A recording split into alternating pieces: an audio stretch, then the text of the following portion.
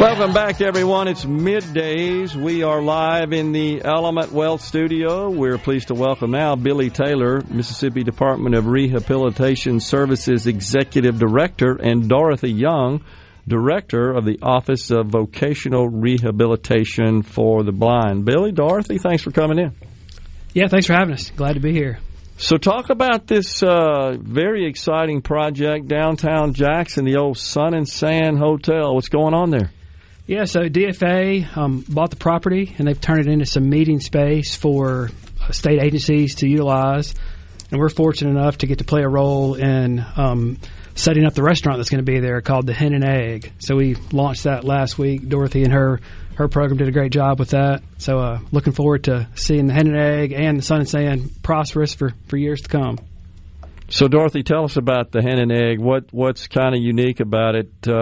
This is a restaurant that's founded or will have the chef, a famous chef, right, as part of this. Yes, he's a famous chef right here from our great state of Mississippi, Mr. Nick Wallace. We all know Mr. Wallace, and he has a partnership already with our agency with the two museums. He is, if you ever visited our great museum, the two museums, if you eat in there, that you're eating from Mr. Nick Wallace, okay. and that is a partnership with our agency, the Mississippi Department of Rehab Services. So he partnered with us before and has done a great job there. And so when DFA decided to revitalize this building, Sun and Sand, the priority goes to the state agency, the Mississippi Department of Rehab Services. For any state building, if you're going to put a cafeteria or vending, it goes to our agency for our blind vendors. Okay. And so they reached out to us probably about, 5 years ago, and we looked at the plans on this and the vision that they had for this. We chose Mr. Nick Wallace to carry it out because of his professionalism. Not to add that he does great cooking. Yeah. Mm-hmm. He is a renowned chef, and his professionalism, and that's what the blind entrepreneurship in food services does every single day in our great state. Okay, so will there be blind entrepreneurs involved in this project? They already are involved in the project. In any state building, if you see a vending machine or cafeteria, it's operated by someone that's blind. Okay. You may not see them.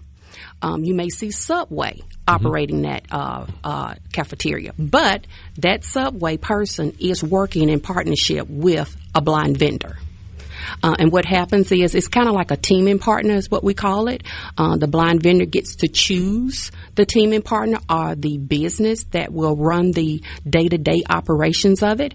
And it's a contract that we put in place, and the blind person will get a certain percentage of it. The vending in that building or surrounding buildings in that area downtown will be operated by the blind vendor, and Mr. Wallace will be the one that's operating that cafeteria there, and then he'll pay a certain percentage to that vendor. So one example that I viewed a video, and you guys got lots of great examples and do a good job of explaining and promoting that, is about Ed Turner, who's a vendor as part of the Business Enterprise Program, the BEP at MDRS. And he is involved in providing meals at the Naval Air Station, I believe, right? And in the video, he talks about that, and he talks about how this program made this possible. And so he's able to produce and contribute to society and utilize his special skills to feed people in this case and hire people. And he also credits his management team in the video about their contribution to his success. Yeah, Mr. Turner, he plays a big role. He's the chairman of our Committee of Blind Vendors. Okay. And it really is such a cool law that sets this whole program up. I think it was 1936 that it passed at the federal level. And it was basically two senators came together, and they wanted to give blind individuals the opportunity to operate vending and food sales on federally owned buildings. So it's called the Randolph-Shepard Act. About 10 years later, I think in the 1940s, is when Mississippi adopted what we call the mini Randolph-Shepard, which gives blind individuals that same priority on state-owned properties. So we have about 40 vendors in the program. It's been 90 years running nationally, and it just gives them that right to operate the food service. And I think it's probably originated from, I believe those two senators were probably picturing, individuals that are blind selling newspapers and Cokes at the bottom of the courthouse steps. But over the last 90 years, that has really expanded to major food service at military bases and, prisons and, just all kind of state and federally owned properties where you'll find a blind entrepreneur, there providing that service. Really? And we have all three military in Mississippi. We have Keesler Air Force Base that's operated by Mr. Floyd Austin, who lives up in North Mississippi, right, Billy? Mm-hmm. Then we have Meridian that's operated by who you just mentioned, Mr. Eddie Turner. And then we have Camp Shelby, who's operated by Mr. Reverend Robert Cotton that lives in Madison County. Wow, that's awesome. So if this program didn't exist and these opportunities weren't available to these blind vendors, these entrepreneurs, what would they be doing? Well, our agency, the Randolph Shepherd program, falls up under what we call our Vocational Rehab for the Blind program.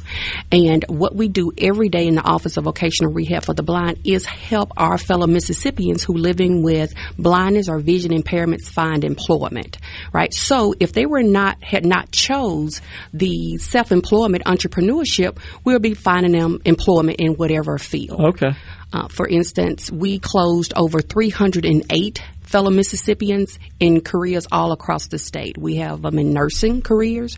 We have them in computer engineering. We have them working at the Department of Transportation, state agencies, federal agencies, you name it. They get to choose that career, and the Vocational Rehab Agency for the Blind helps find those jobs. Okay, but the program, my guess is, opens up opportunities that otherwise would not have existed, right? Yes, that's sir. The point. Yes, sir. And that you're just sort of the connector here, right? You're the liaison connecting them to these opportunities so that they can use their skills and thrive and serve others while they're doing it.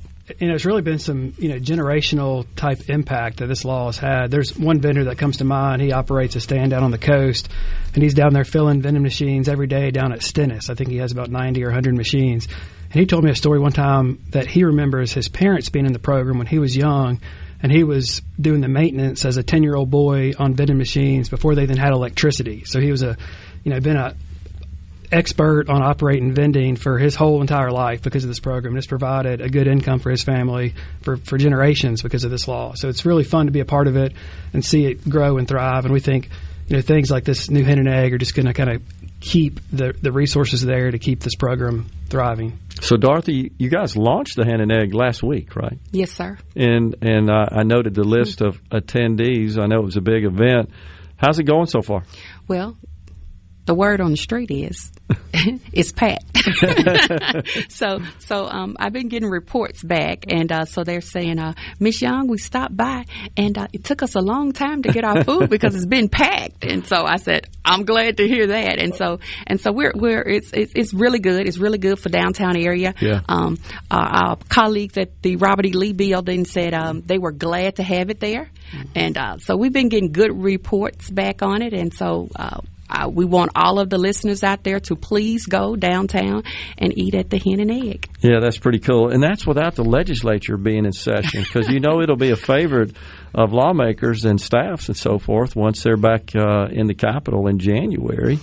And it's also just good to me. I mean, I grew up in West Jackson, and my father was a clothing representative manufacturers. And he would actually show his line. He'd rent a room. That was a common thing. And the merchants would come from all over the state, and they'd come see his line in a room at the Sun and Sand, believe it or not. So yeah, we've heard a lot of cool stories about the Sun and Sand. I heard that that's where John Grisham wrote A Time to Kill, was in one of the motel rooms at Sun and Sand. So it's neat to see that thing revitalized and really just, back in business in some way, shape, or form. It's an iconic structure, and I guess it's a good thing it never got torn down, because now look at the good use it's been put to. I just want to thank Department of Finance and Administration for just what you said, not tearing it down. It was their vision to make sure that state employees had a place to eat, had a place to host trainings at and different things. So we just want to commend them for their leadership and helping get the Sun and Sand open again. Yeah, it's awesome, isn't it? If you guys want to stick around, we got another segment that we can continue the discussion. You can talk about some of the other work that your agency's doing, and maybe share some of the other success stories. Are you good for that? You good for that, Billy? Sounds good. We got Billy Taylor, Mississippi Department of Rehab Services Executive Director, and Dorothy Young, Director of Office of Vocational Rehabilitation for the Blind. We're coming right back.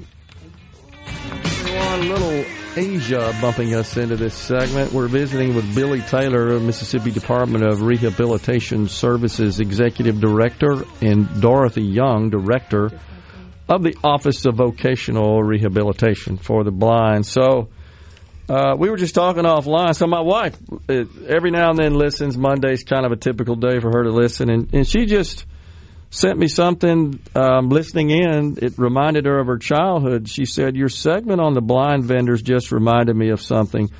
I would leave my aunt. She's actually named. Her name's Julie. She's actually named after her father's sister, her aunt. And her name's actually Juliet. And her aunt's name was Juliet. But so she said, my Aunt Juliet, we'd leave my Aunt Juliet's and go walk up and see Dad in the afternoon, sometimes, and have a Coke. One of the places we would go was directly across the street to the post office, and there was a little convenience store concession stand in there. And the man actually behind the counter was blind, and I never knew it was because of this program. Yeah, that's right. Like I said, it's been going on for 90 years. I mean, it's really grown over those 90 years. But, I think originally it was a lot of post office, a lot of courthouse steps, and just kind of, small vending items and newspapers, that sort of thing. I mean, now we're serving thousands of meals. She said, thanks for the memory of me and my dad. Yeah. And our first one, Billy, you are correct, was opened in the post office in Vicksburg. And that was, I think 1940. Wow. Yeah. 1940. And my oldest vendor just passed not too long ago. He was in the program for over 55 years, and he was we called him our godfather of the Randolph Shepherd program in Mississippi. He was there at the Mississippi State Hospital. Wow. And worked every single day. Huh. Yeah, and so he and his family, and a lot of the program involves a family. So you would have the vendor, and they have the family support. You even have their wife, their children, maybe the husband, and they help out. They provide the transportation, they help with the vending, help running the small entrepreneurial business. So, Billy, you are exactly right. It's generation. Incredible. So, yeah. So, what else is on the boards there, Dorothy? Because it sounds like you're off to a great start with this Hen and Egg project and the Sun and Sand downtown. What else you got cooking that you can tell us about today? You ready, Billy? You want to talk about the Emerge Center? Let's talk about the Emerge. Yeah, that's a new thing we have going on that's exciting. So we've always had it's called the Addie McBride Center on UMC's campus. Oh, yeah. And that's a training facility for individuals. Familiar, yeah. And so we've had a push from the blind community over the past, 10 or 20 years maybe, to open up a different center that teaches how to navigate blindness a little bit differently, a little bit more independently. So we heard their feedback and recently launched a new center down on the coast called the Emerge Center. It's open in Long Beach. Probably opened maybe we're going up on probably our year now. Okay. Yeah, probably a year. Yeah. Mm-hmm. Wow. And it's a little different than Addie McBride. I mean, they learn how to navigate life in sleep shades, and it's total independence. Where, Addie, they'll use a little bit more family supports and, some other assistance. But down in Long Beach, they're learning total independence. So it's been really cool to see. We've had some interesting calls from the Long Beach police chief wondering why so many blind people are wandering around downtown with sleep shades on, long white canes, and So the Emerge Center we opened in Long Beach. We will like to thank our elected officials for helping us launch the Emerge Training Center. I think, Billy, we may be number 3 in the country for having 2 training centers for blindness that's operated by your state agency. Our first training center is located at University of Mississippi Medical Center, our Addie McBride Center, and our second one is the Emerge Training Center. The Emerge Training Center teaches our fellow Mississippians how to live blind.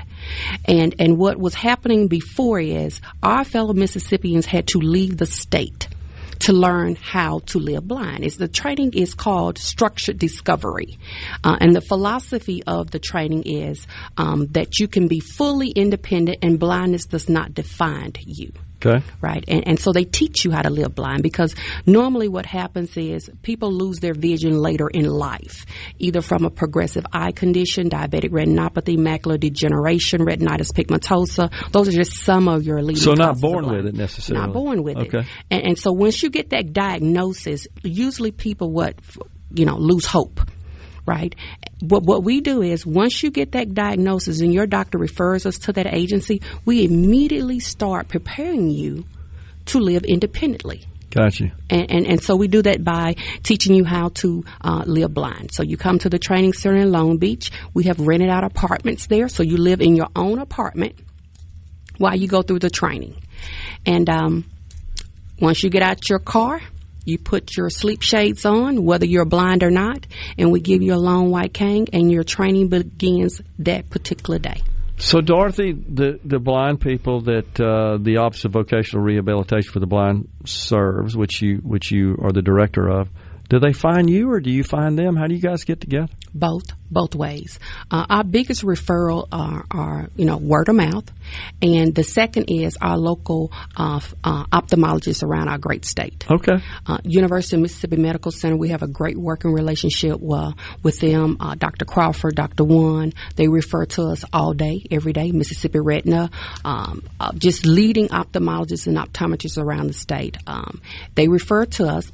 And once they send us that eye report over, we have 18 counselors that set up all across the state, and those counselors reach out to the clients and they start an application with them immediately.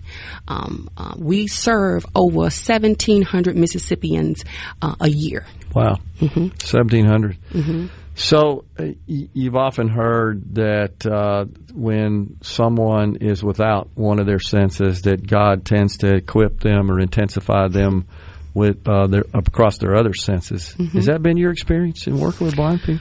I will tell you that one thing that I have heard that, but I will tell you that they have a strong sense of faith. Interesting. They have a strong sense of faith to get up every morning. And blindness, and this is what I tell folks all the time. They say, what is blindness? Blindness is no light perception. We are only able to see with light. Light comes in at the back of the eye. When light comes in at the back of the eye, that's how you're able to see. So when you're blind, no light is coming in. So they're in darkness all day. So when they have the ability to get up every morning, blind, in darkness, get ready for work, call their driver, and go out to a job, I tell them that is a sixth sense. It's a sixth sense called faith. Yeah. Yeah. Yeah, that's a good way to put it. Mm-hmm. I totally agree. And do you find that they want to be productive, they want to contribute, they want to integrate and assimilate into society, but that they recognize the difficulty of that, but they're willing to do what's necessary to overcome it? Has that been your experience? Most definitely. And they would tell you, we don't ask for a handout. They don't want you to feel sorry for them. They don't ask for a handout. They said that we don't ask for a handout. We ask for a hand up. And that's why they get up every morning and go to work. Okay. And they were very excited about Mr. Nick Wallace partnering with them, because Nick Wallace appearance, his good cooking and his appearance on Top Shelf nationally. They said, Dorothy, that's how we are. It's the type of people we represent in our state. Billy, besides those who are blind, whom else does your agency serve? So on the workforce side of our agency, Dorothy's over the blind side, and then we also have a vocational rehabilitation side that handles any other disability. So the state legislature, kind of carved out the blind services office a few decades ago, but we've been, operating the Voc Rehab side for decades as well.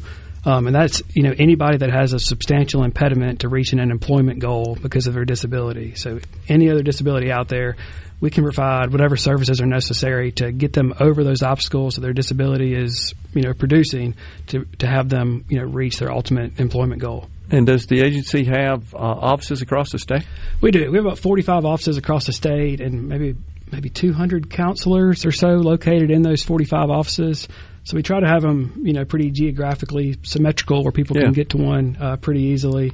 And, that's what we do. We try to get individuals that have a disability into the workforce or keep them in the workforce. I mean, oftentimes we serve people that are currently working and have a job, and they have some disability that's gotten worse over the years, and we help them overcome those obstacles. Yeah.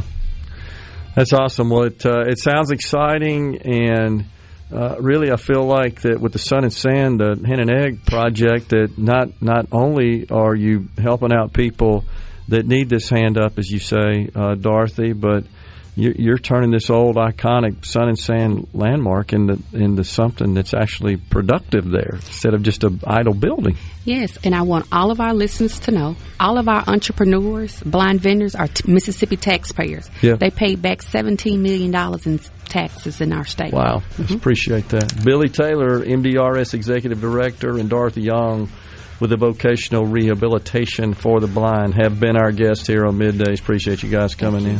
We're coming right back, folks, in the Element Wealth studio. We appreciate you joining us today, and a fascinating discussion there with Billy Taylor from the Mississippi Department of Rehabilitation Services, Dorothy Young, the Office of Vocational Rehabilitation for the Blind.